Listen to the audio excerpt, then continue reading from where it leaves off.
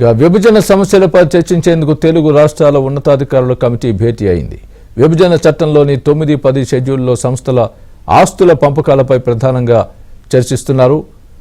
విద్యుత్ బకాయిలు, ఉమ్మడి సంస్థల ఖర్చులను తిరిగి చెల్లించే అంశంతో పాటు విభజన పూర్తి కాని సంస్థలకు చెందిన నగదు నిల్వలపైన చర్చించనున్నారు. పంపకం కాకుండా మిగిలిపోయిన 8,000 కోట్ల అంశంపై చర్చించే అవకాశం ఉంది.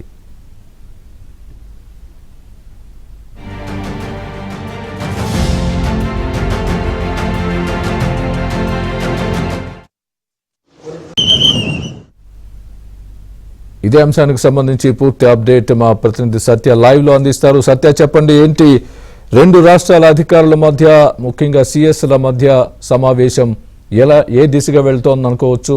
ముఖ్యంగా ఏ సంస్థలకు సంబంధించి ఎలాంటి, ఇంతవరకు ఏదైతే 9-10 షెడ్యూల్లో ఉన్న సంస్థలకు సంబంధించి ఎలాంటి చర్చలు జరుగుతున్నాయి? ఇవి ఎంతవరకు ఫలప్రదమయ్యే అవకాశం ఉంది? ఏ దిశగా సాగుతోంది?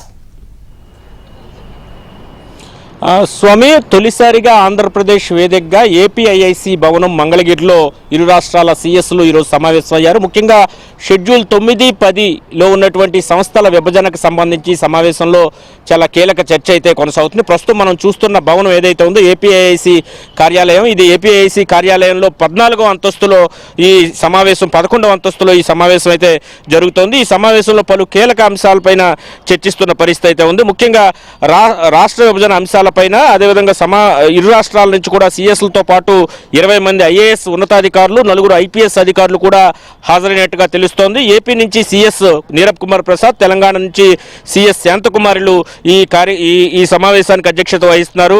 ఈ సమావేశంలో పలు కీలక అంశాలు చర్చకు రాబోతున్నాయి. ముఖ్యంగా షెడ్యూల్ 9-10లోని సంస్థల ఆస్తుల అప్పుల పంపకం పైన, అదేవిధంగా దీంతోపాటు విద్యుత్ బకాయిలు, తెలంగాణ నుంచి రావాల్సిన విద్యుత్ బకాయిలు 7,200 కోట్లకు సంబంధించి కేంద్ర ప్రభుత్వం దీనికి సంబంధించి దాదాపు 2,500 కోట్లు ఇప్పటికే ఇప్పించింది. మిగిలిన విద్యుత్ బకాయిలతో పాటు ఉమ్మడి ఉద్యోగులు పరస్పర మార్పిడి, వృత్తి పన్ను పంపకం పైన కూడా ఈ కమిటీలో చర్చించబోతున్నారు. ఉమ్మడి సంస్థల ఖర్చులను తిరిగి చెల్లించే అంశంపైన కూడా చర్చిస్తున్నట్టుగా తెలుస్తోంది. విభజన పూర్తి కాని సంస్థలకు చెందిన నగదు నిల్వలపైన కూడా అధికారుల కమిటీలో చర్చిస్తున్నారు. షెడ్యూల్ 9-10 సంస్థల బ్యాంకుల ఖాతాల్లో పంపకం కాకుండా మిగిలిపోయినటువంటి 8,000 కోట్ల రూపాయలకు సంబంధించి కూడా దీంట్లో చర్చిస్తున్నారు. ఇక తెలంగాణ నుంచి రాష్ట్ర సిఎస్ శాంతకుమారితో పాటు ఆర్థిక శాఖ ప్రత్యేక ప్రధాన కార్యదర్శి రామకృష్ణారావు, హోంశాఖ ప్రత్యేక ప్రధాన కార్యదర్శి హోంశాఖ ప్రత్యేక ప్రధాన కార్యదర్శితో పాటు పలు ప్రత్యేక ప్రధాన రవి గుప్తాలు, అదేవిధంగా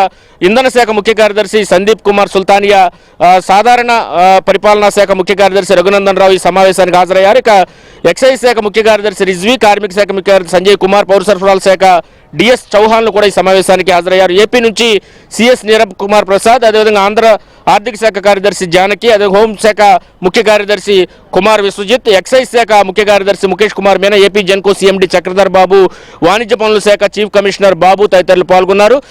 విభజన సమయంలో మిగిలిపోయినటువంటి సమస్యలు ఏవైతే ఉన్నాయో వీటిని పరిష్కారానికి గతంలోనే కేంద్రం షీలాబేడి కమిటీని ఏదైతే నియమించిందో ఆ కమిటీ ఇచ్చిన సిఫారసులపైన ఇరు రాష్ట్రాలకు ఉన్న అభ్యంతరాల పరిష్కారానికి సంబంధించి దీనిలో ప్రధానంగా చర్చిస్తున్నారు.